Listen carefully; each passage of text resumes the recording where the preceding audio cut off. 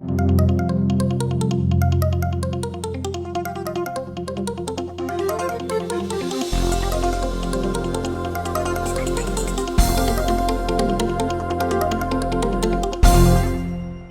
welcome to InSight. I'm Wendy Brokaw.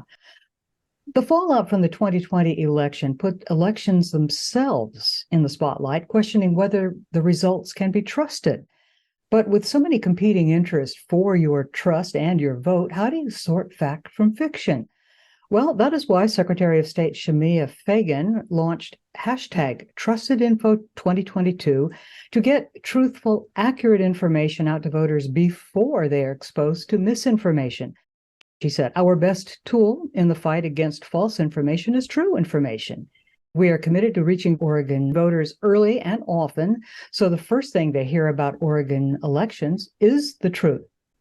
Well, why should our first stop for trusted information be the Secretary of State's office? And what can we find on their website that not only helps us with our voting questions, but with questions like election security?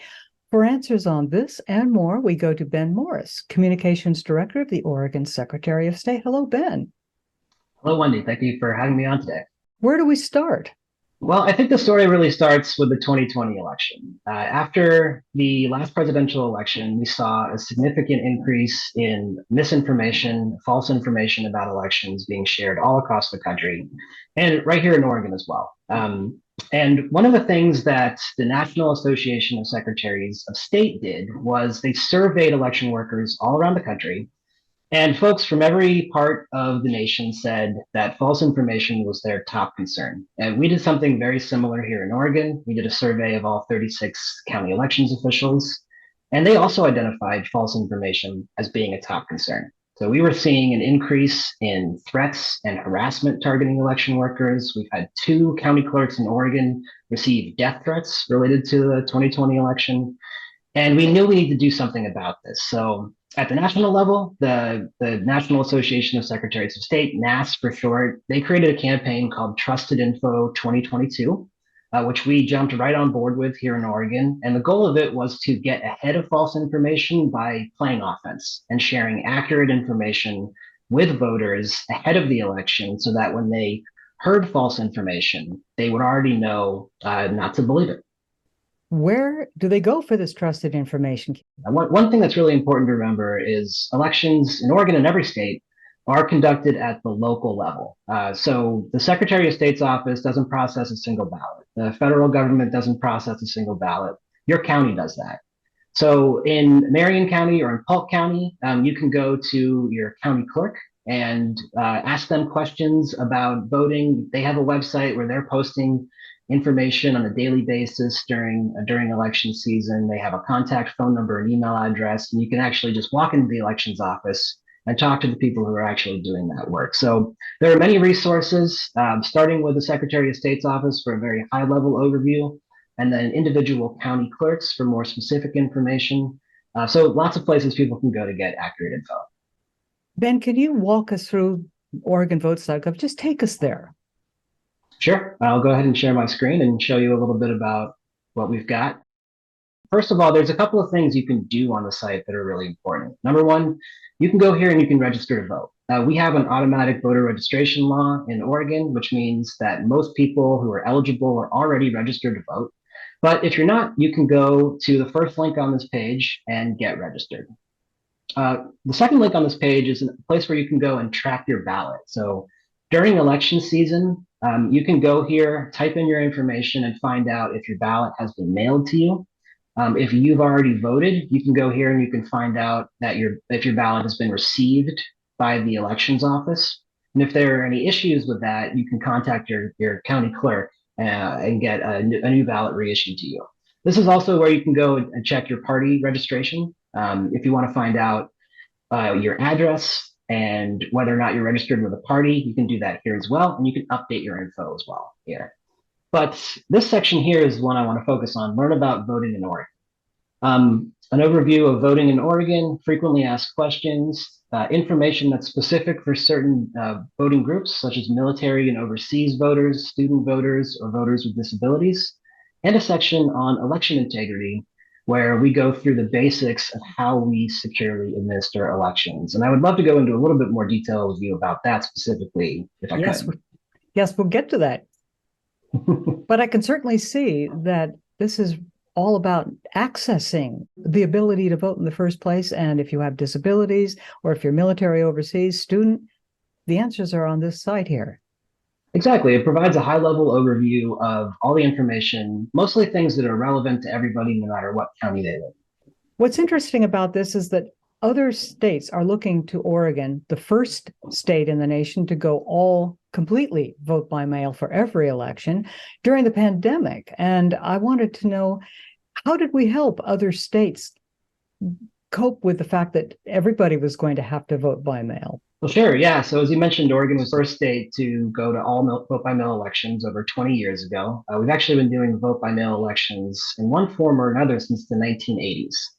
And this is one of many innovations that Oregon has led on. We've also led on automatic voter registration. And way back hundreds of years ago, or 100, more than 100 years ago, we were one of the first states to create the citizens initiative process. So Oregon has always been a laboratory for democracy. We have always been a state that has valued voting access and voting innovation. And I think you're seeing the results of that today. In the last election, we had the highest voter turnout in the country.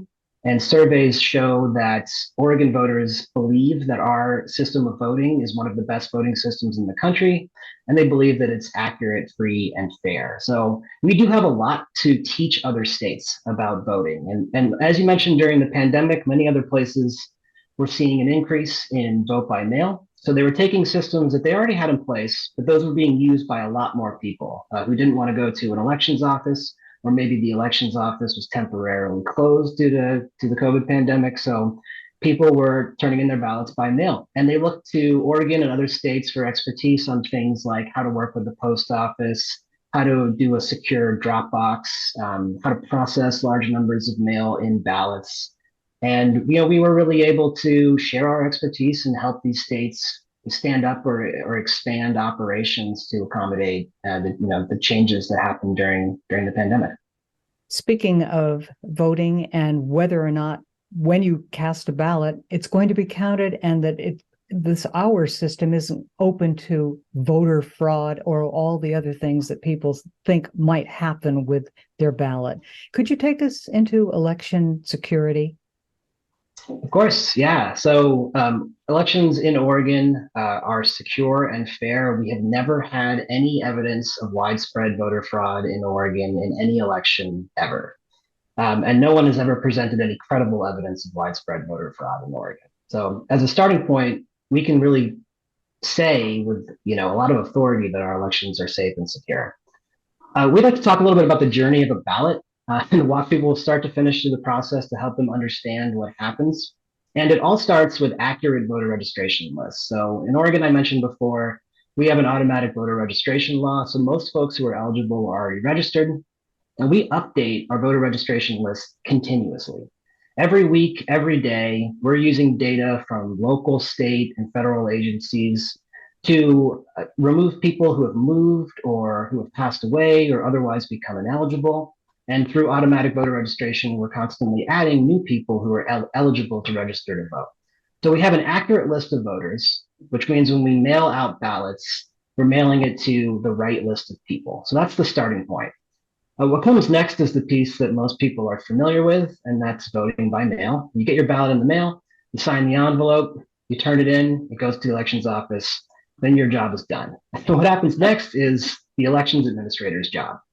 So ballots are received to the elections office. The first thing they do is they scan the ballot. There's a unique ID on every ballot envelope, and that connects that ballot to the registered voter it was issued to. And then the elections officials will check every single signature on every ballot envelope for all 3 million voters in the state of Oregon, and verify that that election or that signature is the correct signature. So that's how we know the voter who was issued the ballot is the voter who cast the ballot. And then we separate the envelope with the signature from the ballot with the votes. And this is an important step in the process because we need to protect your right to cast a secret ballot. So your personally identifiable information on the envelope goes over here to be stored in case we need it later. And your ballot goes into a stack where it's anonymous. that goes into the vote tallying process. It's run through a vote tallying machine that operates a lot like the Scantron, if you remember taking Scantron tests in school. It's much like that. It scans all the ballots, tallies up the votes, and produces a result. And then we have several steps to check to make sure that the machine is working correctly. And these machines are more accurate than humans. They do a better job at counting than humans do, but we still check. So they're tested before and after each election to make sure they're working. And we audit the results after every statewide election. And what that means is we will pull a random sample of ballots off the shelves, and people working in bipartisan pairs will do a hand count of the results and compare those results to what the machine put out to verify that it was producing accurate results. And only after all of this stuff is done, and several other things too, it gets complicated when we're doing all this work, but after all this stuff is done, only then do we certify the election and the results become official. And you're not connected to the internet in any of this way. The vote tallying machines are kept in a secure room. They do not have internet connections, and no one can access them unless they have a background check and are a member of the elections office staff, and they're certified to work with the equipment. It's interesting. I don't know if people really understand that you have bipartisan election watchers. Here in Oregon, we do most of our work in teams. So if people are handling ballots, no one's doing that alone. They're doing it in a big room and folding tables with lots of supervision. And they do work usually in bipartisan teams for most steps in the process. So they'll wear a lanyard that has different colors depending on their party registration. So you might have a Republican and an independent working. You might have a Democrat and a Green Party candidate, a Republican and a Democrat working in pairs to make sure that the work is done correctly. And if you ever visit an elections office, which anyone is welcome to do during the ballot counting process, you'll see there are observers from campaigns, from newspapers, from the Secretary of State's office, who stand around and watch this process happen. So there's a lot of eyes on every single step in the process. Thank you for that. The journey of the ballot, most interesting. Now I'd like to focus a bit on election integrity, because that's one of the things that we see on OregonVotes.gov is ways where you can actually sort fact from fiction, and the fact that if you want information about candidates and their finances or anything else, you'll find it on OregonVotes.gov. Can you take us there? Sure. There we are, election integrity. Great. So there are a lot of pieces of information here that I think are worth highlighting for folks. In the election integrity section, there's a ton of information about how ballots are processed and answers to frequent questions about the process. For example, we have a section in here about a common question, which is there voter fraud in Oregon? And the answer to that is no. And there's information here about studies that have been done on this to help people understand, that we really have never ever seen widespread voter fraud here in Oregon. We also walk through different parts of the election administration process to help people understand what's being done, so they, aren't confused when they hear information that might be counterfactual later. They can get the accurate information here and know how ballots are really processed.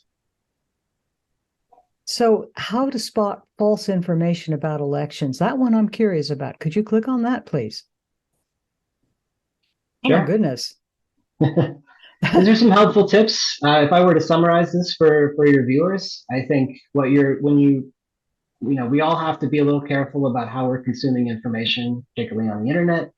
I think the key things to think about are, who is the source of the information? Is this person a nonpartisan election official, or is it a political campaign? If it's a newspaper, is it a credible newspaper or TV station that has journalistic standards, or is it an individual who's posting on a YouTube page or on their own Twitter account where they're crossing the line between fact and opinion?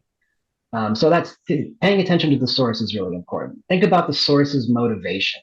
Right? If it's a person running for office and they're saying something about the election, that person probably wants to be elected. They have a motivation for saying certain things. Like you're talking about an elections official, their only motivation is to accurately count the ballots and have the voice of the people be heard. So their motivation is to give you accurate information.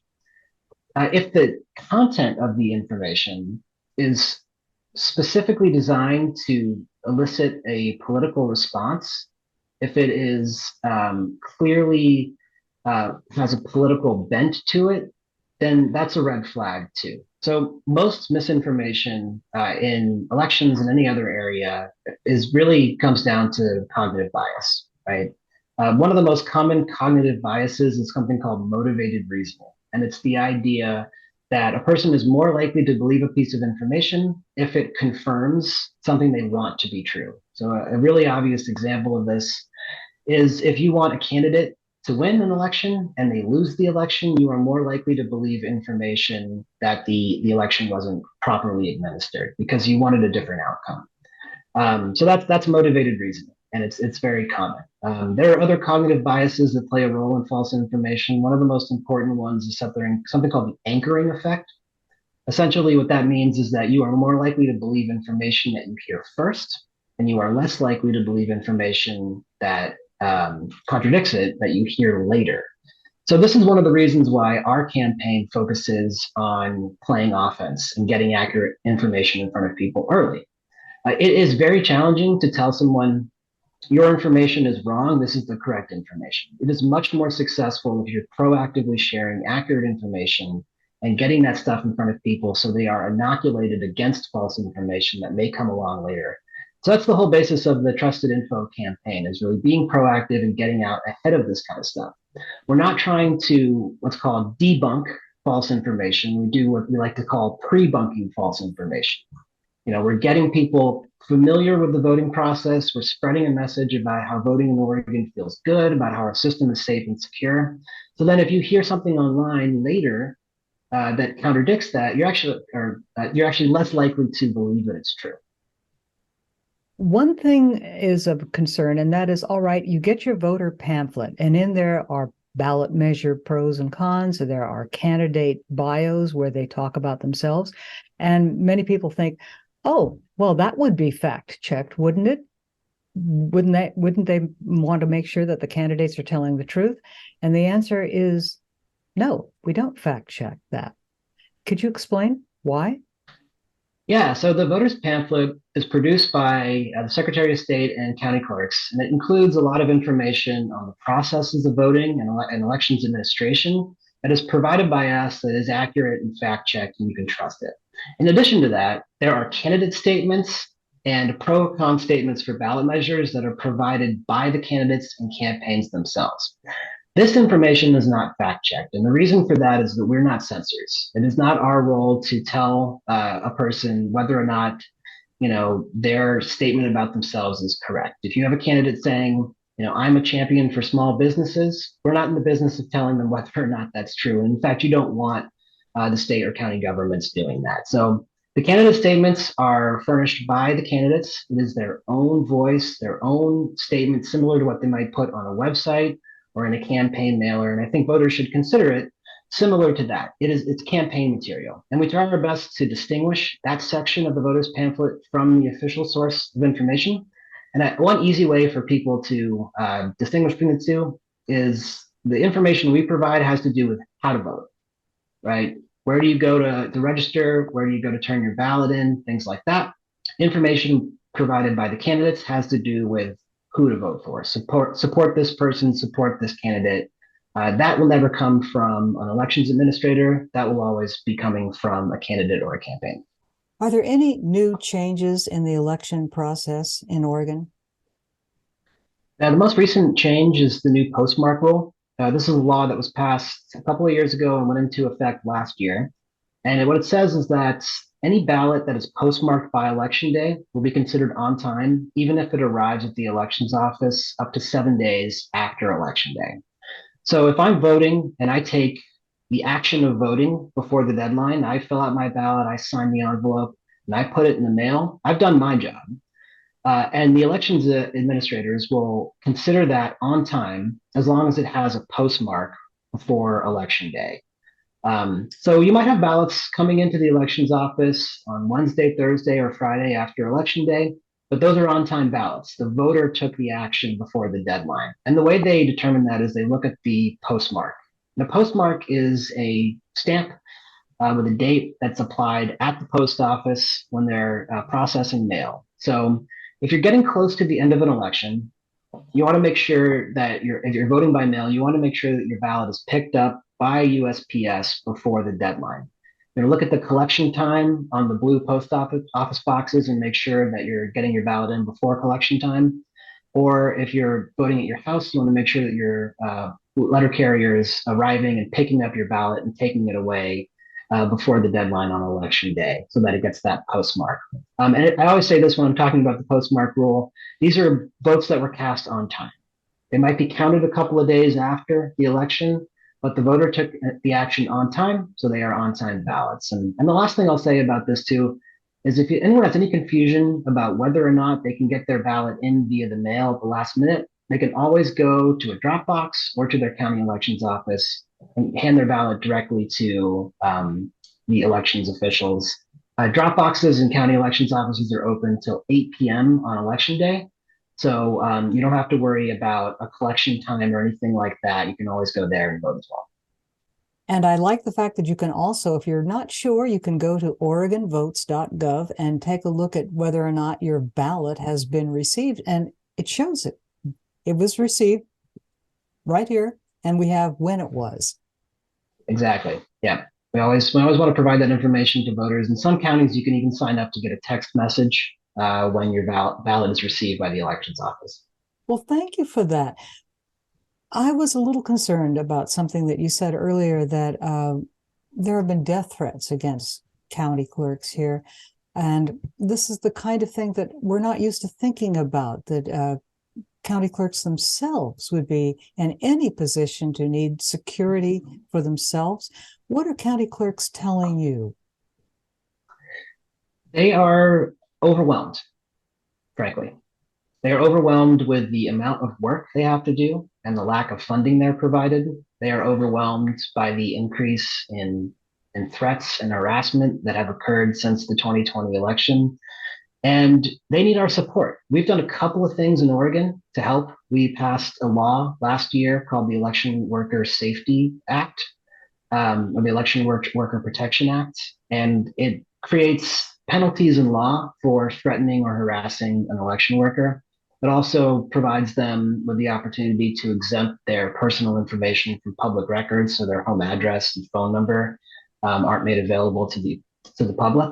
I think that sent a clear message to folks that if you weren't happy with the outcome of an election, threatening an election worker will not result in anything changing other than you being